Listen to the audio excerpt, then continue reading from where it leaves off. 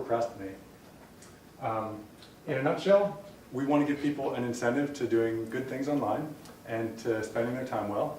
And so a funny way to do that would be say, hey, if you're going to waste your time, pay for it. We want people to have a charitable incentive to spend their time well.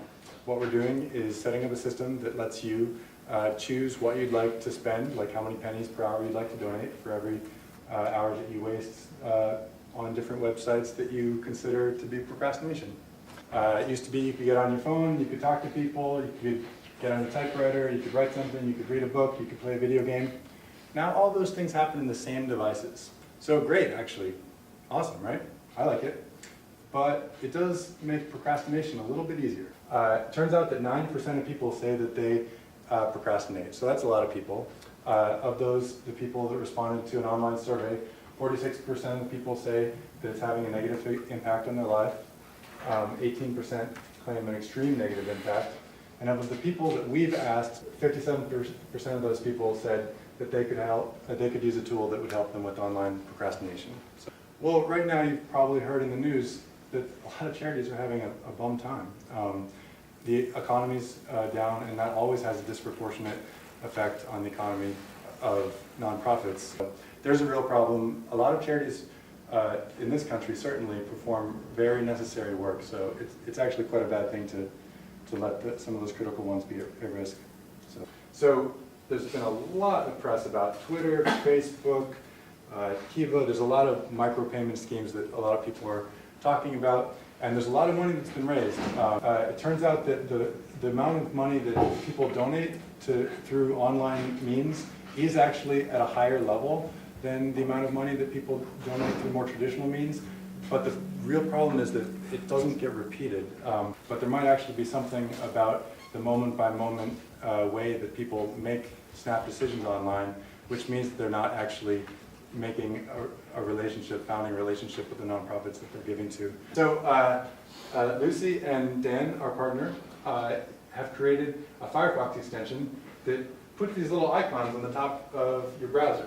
So when there's a question mark on your Firefox browser, you know that the browser doesn't know whether you've chosen this site to be procrastination or not. So what you do is you click on that question mark, bing, turns into procrastination.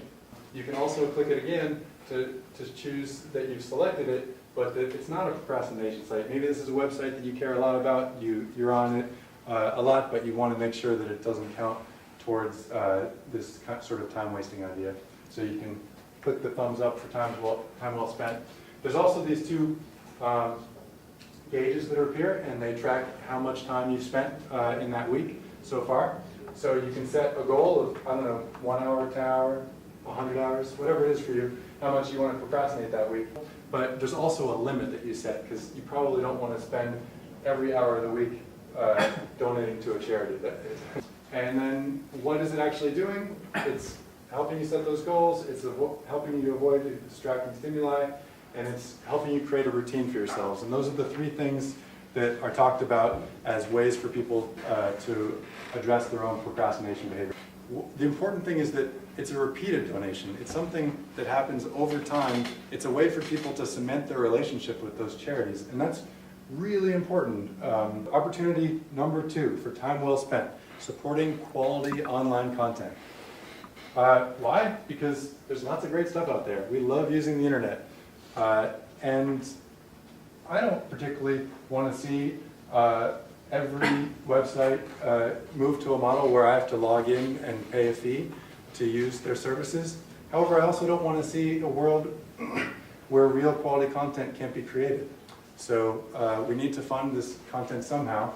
And I think that people can do it themselves. I think we can have a very user-centered approach. And so if we're giving people the option of procrastinate and time well spent, well, let's make time well spent mean something. So our idea is, well, you've chosen a number of pennies per hour that you can donate while you're wasting time. Choose a number of pennies per hour that you can donate actually to the content providers, the websites that you're on while you're there. Is that people want to be in control of their time on the internet. It's really simple.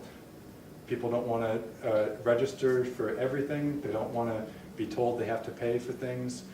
They might be willing to pay for things, but they probably don't want to spend the time to sign up for a site just to pay for it. Our solution, time well spent.